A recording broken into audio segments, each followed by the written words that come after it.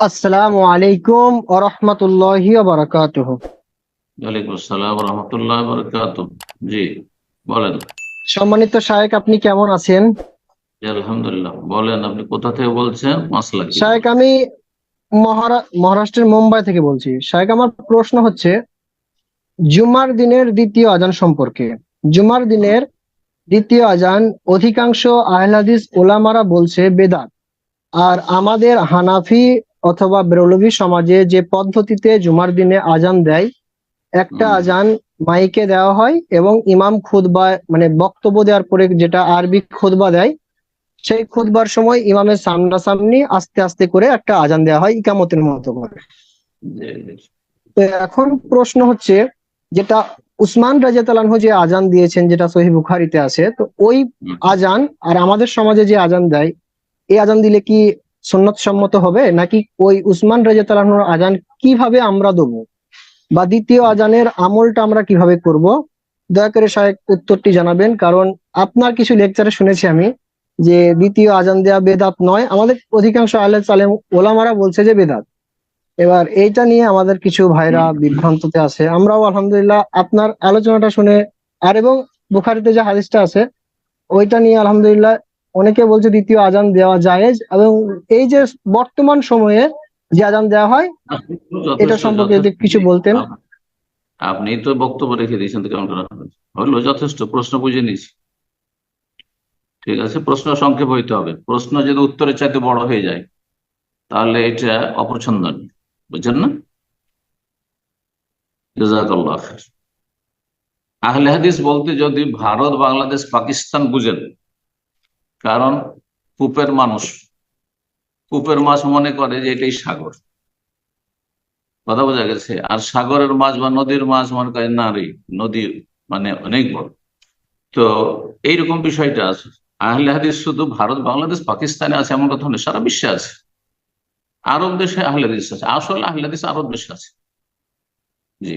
আহলে হাদিস বলেন, সালাফি বলেন, একই কথা। নামে শুধু পার্থক্য, হ্যাঁ, শব্দের পার্থক্য, আকীদা মানহাজ একই। তো অধিকাংশ আহলে হাদিস দুই আজানকে বেদাত বলছে, এ কথাটি অবাস্তব কথা, ভুল কথা, একবার বুঝার ভুল। তারপর আহলে হাদিসের বিজ্ঞ আলেমরা বেদাত বলেন, যাদেরকে আলেম সত্যি বলা হয়। মৌলবী সাহেবরা কিছু বেদাত বলেছে, বক্তারা কিছু বেদাত বলেছে, বিজ্ঞ আলেমরা তেমন কেউ বেদাত বলেন, এক দুজন ছাড়া আমার জানা মতে। জি।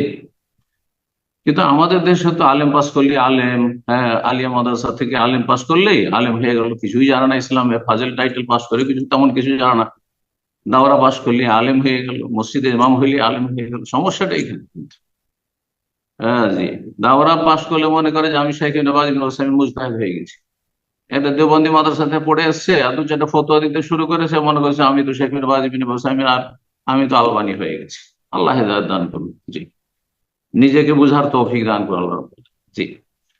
তো কথা হচ্ছে যে নবী সাল্লাল্লাহু আলাইহি সাল্লামের পরে, নবী সাল্লাল্লাহু আলাইহি সাল্লামের জামানায় এক আযানই ছিল, লোকজনের সংখ্যা কম ছিল। ওমর, আবু বকরের জামানায় এক আযানই ছিল।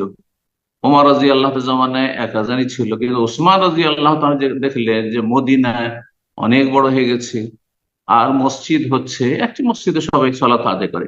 আজকালকার মতো এই ঘন ঘন প্রত্যেক মহল্লায় জমা মসজিদ এটা ছিল না। এটাও যে শরীয়ত সম্মত, একই গ্রামে আপনার কয়েকটি মসজিদ, এক গ্রামে চারটা পাঁচটা জুমা মসজিদ, এগুলো যে এই সুন্নতের খেলাফ, এগুলো কেন বলেন না যে বেদাত?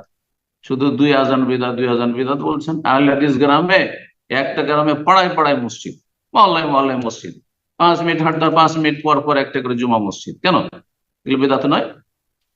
আল্লাহ বুঝার তৌফিক দান করুন। তো বলছিলাম, ওসমান রাদিয়াল্লাহু তাআলা দেখলেন যে লোকজনের সংখ্যা অনেক বেশি বেড়ে গেছে, আর লোকজন কাজে কর্মে ব্যস্ত থাকে।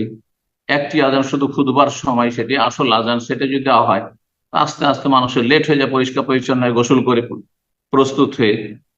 আর লোকজন সেই দিন হাট লাগে জাউরা নামক স্থানে, তখন মাইকের ব্যবস্থা ছিল না। তো এখন মসজিদে নববী থেকে যদি আজান দেওয়া হয়, তো জাউরা নামক স্থানে হইচই করছে, হাট বাজারে হট্টগোল চলছে, আজান তেমন শুনতে পাবে না, প্রস্তুতি নেবে কি করে? সেজন্য জাউরা নামক স্থানে একটা বাজারে উঁচু জায়গা, সেখানে গেছে আজানটা দিয়েছিলেন। আজকাল এই কাজটি মাইকের মাধ্যমে হয়ে যাচ্ছে, মাইকের মাধ্যমে যাচ্ছে। এমন কিছু আহলে হাদিস মৌলবীদের কথা যে তাহলে তো গিয়ে হাটে বাজারে বাজারে গিয়ে দিতে হবে, আজান দিতে হবে। এগুলি জাহালাত আসলে ফতোয়া দেওয়ার ক্ষেত্রে। সবাই মুজতাহিদ সাজলে কাজ হবে না। আরে মোত্তাবে হন, মুজতাহিদ হইেন না, মোকাল্লেদ হইতে বলছি না, কিন্তু অন্তত মুত্তাবে হন, কোরআন সুন্নাহর অনুসারী হন, বড় আলেমদের অনুসারী হন। আর প্রত্যেকটা মৌলভী সাহেব মুজতাহিদ, প্রত্যেকটা মৌলভী সাহেব মুজতাহিদ, এই মানহাজটি আহলে হাদিসদের বর্জন করতে হবে, না হলে বিভ্রান্তির শেষ থাকবে। আল্লাহ হেফাজত করুন। আরব আহলে হাদিসরা, আরব সালাফিরা এমনটা নয় যেমন ইন্ডিয়া, বাংলাদেশ, পাকিস্তানের সাধারণ মৌলভী সাহেব সবাই ফতোয়া দেয়, সবাই ফতোয়া দেয়। যার ফলে ফিতনা ফাসাদের শেষ নেই, ইখতিলাফের শেষ নেই, কলহ বিবাদের শেষ নেই। মানুষের অন্তরে ফাটল আর ফাটল, একজন মৌলভী সাহেব একজন মৌলভী সাহেব অন্তরে মিল নেই, শত্রুতার শেষ নেই। অন্তরকে পরিষ্কার করতে হবে, না হলে জান্নাত যাওয়া যাবে না। জাযাকুমুল্লাহ খায়র। হয়তো কিছু কথা বললাম, বাস্তব সত্য এবং তিক্ত কথাই আসলে দেশের প্রেক্ষাপট। জি, কারণ সেখানে আমি জন্ম নিয়েছি, সেখানে বেড়ে উঠেছি, সেখানে দেখেছি আপনার আলেম সমাজ মৌলভী সাহেবদের অবস্থা, তাদের অন্তর্দ্বন্দ্ব আর কলহ আর সংকীর্ণতা। আল্লাহ রাব্বুল আলামিন যেন উদারতা দান করেন। তো বলছিলাম যে উসমান রাদিয়াল্লাহু তাআলা আনহু যখন এই আজান চালু করলেন, তখন হাজার হাজার সাহাবায়ে কেরাম বেঁচে ছিলেন, বরং অধিকাংশ সাহাবায়ে কেরামরা বেঁচে আছেন তখন।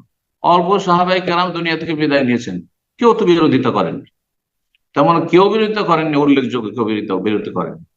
পক্ষান্তরে মুআবিয়া রাদিয়াল্লাহু তাআলা যখন এক সাফে তাকে আরসা করলেন গম হইলে, তখন আবু সাঈদ খুদরি সাথে সাথে খুতবা চলা অবস্থা, বক্তব্য চলা অবস্থা দাঁড়িয়ে গেলেন, আর বললেন না যে না আমি এটা মেনে নিতে পারি না, যেভাবে রাসূলুল্লাহ সাল্লাল্লাহু আলাইহি ওয়াসাল্লাম একসা দিয়েছেন ওইভাবে একসাই আমি ফেতরা দিই। তাহলে বোঝা গেল যে আরো ওলামারা বলছেন, বিজ্ঞ ওলামারা ভালো করে ফাকানা ইজমাআন, সুতরাং সেই ক্ষেত্রে ইজমা হয়ে গেছে সাহাবায়ে কেরামদের, কেউ বিদআত করেননি। জি, যার ফলে সামান্য দুই হরফ পড়ে মৌলভী সাহেব বক্তা হানাফি মাদ্রাসাতে পড়ে এসছেন, আর সেজে গেছেন সমাজে মুফতি, বক্তব্যের জোরে, আর তারপরে আপনি বলছেন বিদআত বিদআত। এগুলো ক্ষান্ত হন, একটু জবানটা কন্ট্রোল করে কথা বলা উচিত সাহাবায়ে কেরামদের শানে আর খলিফায়ে রাশেদের শানে। নবী সাল্লাল্লাহু আলাইহি ওয়াসাল্লাম বলেছেন আলাইকুম বিসুন্নতি ওয়া সুন্নাতুল খুলাফায়ে রাশিদিন, আমার সুন্নতকে আঁকড়ে ধরো, খোলাফায়ে রাশিদিনের সুন্নতকে আঁকড়ে ধরো। খোলাফায়ে রাশিদিন বিদআত বলেননি, খোলাফায়ে রাশিদিনের সুন্নত বলেছেন। কিন্তু আমি যদি একটা নতুন কাজ করি তো এটি বিদআত, বুঝা গেছে? খোলাফায়ে রাশিদিন নবী সাল্লাল্লাহু আলাইহি ওয়াসাল্লামের আদর্শ মোতাবেক চলার চেষ্টা করেছেন। তারা দ্বীনের মূলনীতিগুলি জানতেন, যে একটি আজানের এখন প্রয়োজন রয়েছে, এই আজানটি যদি আমি চালু করি তো এটি বিদআত নয়, বরং এটি মানুষের জন্য কল্যাণকর হবে, মানুষের জন্য ইবাদতে সহযোগী হবে।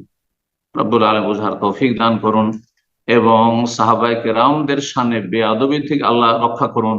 আর আল্লাহ রব্বুল আলামিন যেন আমাদেরকে মধ্যম পন্থা অবলম্বনে তৌফিক দান করেন, আর ইফরাত তাফরীত বাড়াবাড়ি ছাড়াছাড়ি থেকে আল্লাহ রাব্বুল আলামিন বেঁচে থাকার তৌফিক দান করুন। আবার বলছি যে দুই আজান দেওয়া জরুরি নয়, কিন্তু দুই আজান জায়েজ, দুই আজান জায়েজ। এক আজান দেওয়াই যদি যথেষ্ট হয়, কোনো প্রয়োজন নয়, এক আজানই যথেষ্ট। এক আজান নবী সাল্লাল্লাহু আলাইহি ওয়াসাল্লাম খলিফা, প্রথম খলিফার সুন্নত, দ্বিতীয় খলিফার সুন্নত, কিন্তু তৃতীয় খলিফার সুন্নত দু আজান, সুতরাং সেটিও জায়েজ। আল্লাহ তাআলা আলাম। জি।